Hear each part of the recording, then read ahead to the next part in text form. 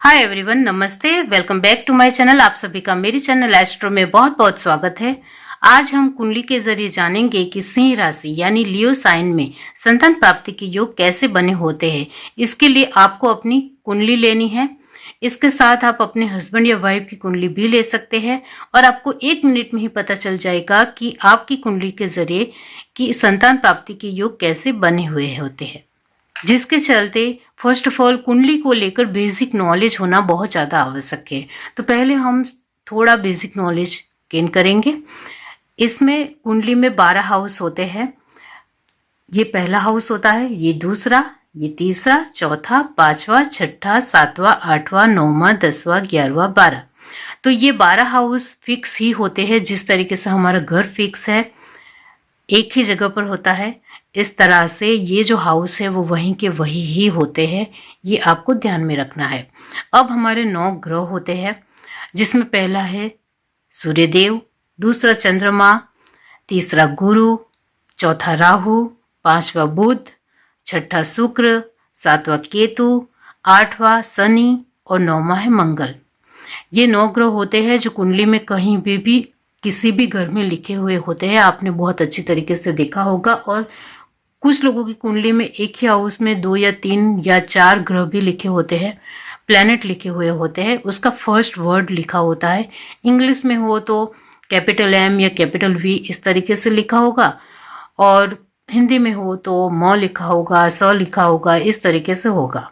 अब हमारी 12 राशियां हैं। जो कुंडली में ये जो नंबर होते हैं वो हमारी राशियां होती है। किसी की कुंडली में एक यहाँ लिखा है तो 1 2 3 4 5 6 7 8 9 10 11 12। किसी की कुंडली में एक यहाँ से स्टार्ट होगा, तो फिर क्लॉकवाइज चलेंगे तो 12 यहाँ खत्म होगा। इस तरीके से हर एक की कुंडली में एक जहाँ भी जिस घर में भी लिखा होगा वहां से क्लॉकवाइज चलकर 12 कंप्लीट होंगे। तो ये हमारी 12 राशियां हैं। अब आज हम सिंह राशि यानी लियो साइन के लिए देखने वाले हैं। तो सिंह राशि एक राशि चक्र की 5वीं राशि है। यस, 5वीं राशि है और ये अग्नि तत्व की राशि है, यानी फायर साइन में ये आती है। सिंह का जो स्वामी है, लॉर्ड है, वो सूर्य है। और सूर्य के जो मित्र है, जो मित्र ग्रह है, वो है चंद्रमा, मंगल और गुरु है। और इससे उनको बहुत ही ज्यादा सूर्य को स्ट्रॉन्ग और मजबूत बनाते हैं। अब ये जो कुंडली में 12 हाउस है वो हर एक की अलग एक पहचान है, जिसके चलते पहला हाउस जो हमारा होता है वो हमारी पर्सनालिटी को रिप्रेजेंट करता है, हमारे व्यक्तित्व को, हमारे स्वभाव को। दूसरा जो हाउस होता है, दूसरा घर मनी को लेकर, हमारे पैसों को लेकर। तीसरा सिबलिंग को लेकर, यानी हमारे भाई बहनों को लेकर। चौथा जो घर होता है वो हमारे होम, हमारे घर को लेकर, हमारे घर परिवार को लेकर, हमारी फैमिली को लेकर। और जो 5वां घर होता है वो संतान प्राप्ति को लेकर होता है। तो आज हम 5वें घर को ही देखेंगे और 5वें घर के ऊपर ही फोकस करेंगे, क्योंकि वहां से ही पता चलेगा कि बच्चों को लेकर किस तरीके के योग बने होते हैं। जिसके चलते पहला जो तरीका है वो ये है कि ये जो 5वां हाउस है उसमें 5 लिखा है। 5 यानी सिंह राशि, लियो साइन, और उसका स्वामी है सूर्य।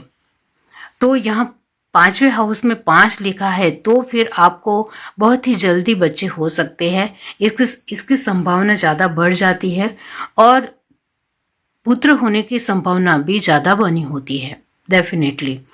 अब यहाँ ये जो 5वें घर में दूसरा तरीका है कि 5वें घर में,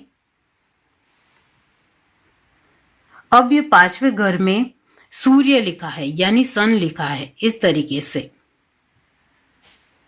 और वो पूरी तरीके से शुभ स्थिति में है। शुभ स्थिति का मतलब होता है कि इस तरीके का निशान है, उच्च का है, या फिर किसी भी प्रकार का कोई भी निशान यहाँ सूर्य के ऊपर नहीं है, तो फिर ये शुभ स्थिति में है और काफी ज्यादा मजबूत है, जिसकी वजह से भी संतान के योग पूरी तरीके से सफल बने हुए हैं। अब ये जो 5वें हाउस में 5 भी लिखा है और सूर्य भी लिखा है, और इस तरीके का निशान भी है, उस स्थिति में भी है, शुभ भी है, या फिर कोई भी निशान, इस तरीके के कोई भी निशान सूर्य के ऊपर नहीं है, तो फिर सूर्य काफी ज्यादा मजबूत है। इस वजह से संतान की योग बहुत ही मजबूत है।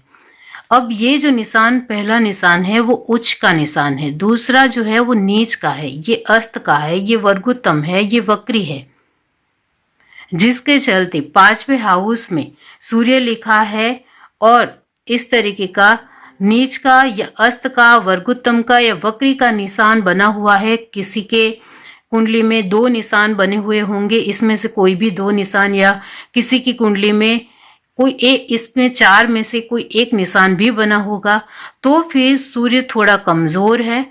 उसके लिए आपको रेमेडी करनी पड़ेगी और सूर्य को मजबूत करना पड़ेगा, जिसके चलते आपको हमेशा याद रखना है कि 5वें घर में जो नंबर लिखा है उसकी ही आपको रेमेडी करनी चाहिए, जिससे संतान योग काफी ज्यादा मजबूत बने। तो यहाँ 5वें घर में जो भी नंबर लिखा है उसकी रेमेडी करनी है। तो यहाँ 5 लिखा है तो फिर सूर्यदेव भगवान की ही आपको आराधना करनी है।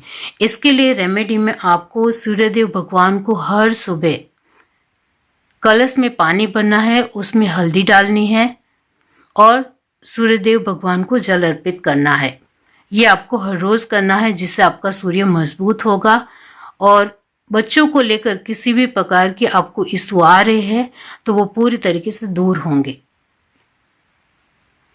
अब दूसरी जो रेमेडी है वो है सात्विक भोजन। यस, आपको जितना हो सके सात्विक भोजन ही लेना चाहिए, जिसकी वजह से आपका सूर्य मजबूत बने। तो ये सूर्यदेव भगवान की रेमेडीज है। आपकी कुंडली में यहाँ 5वें घर में 5 लिखा है तो फिर आपको ये रेमेडी करनी है, जिससे बच्चों को लेकर किसी भी प्रकार का आपके जीवन में इश्यू आ रहे हैं तो वो दूर होंगे। अब यहाँ 11वें हाउस में सूर्य लिखा है, यानी सूर्य की 7वीं दृष्टि 11वें हाउस से वो 5वें हाउस को देख रहा है, तब भी वो संतान सुख बहुत ही जल्द और सफल देता है। तो यहाँ 11वें हाउस में सूर्य बैठा है, तब तो बहुत ही सफल योग बने हुए हैं डेफिनेटली। लेकिन जो मैंने कहा कि 11वें हाउस में सूर्य लिखा हुआ है और वो नीच का है, अस्त का है, वर्गोत्तम है, वक्री है, ये निशान सूर्य के साथ बने हुए हैं, तो फिर आपको रेमेडी करनी है, इसका आपको ध्यान रखना है। अब यहाँ 5वें हाउस में सूर्य के जो मित्र है, यहाँ 5 भी नहीं लिखा है, यहाँ सूर्य भी नहीं लिखा है, लेकिन सूर्य के जो मित्र है चंद्रमा या मंगल या गुरु लिखा है, तब भी संतान योग बहुत ही सफल बने हुए हैं। इस तरीके से आपको मानना है। अगर आपको ये जानकारी बहुत ही अच्छी लगी हो, कुछ सीखने को मिला हो, कुछ समझने को मिला हो, तो ज़रूर लाइक शेयर सब्सक्राइब कीजिए और कमेंट करके ज़रूर बताइए कि आपको ये वीडियो कैसा लगा। Thank you, bye.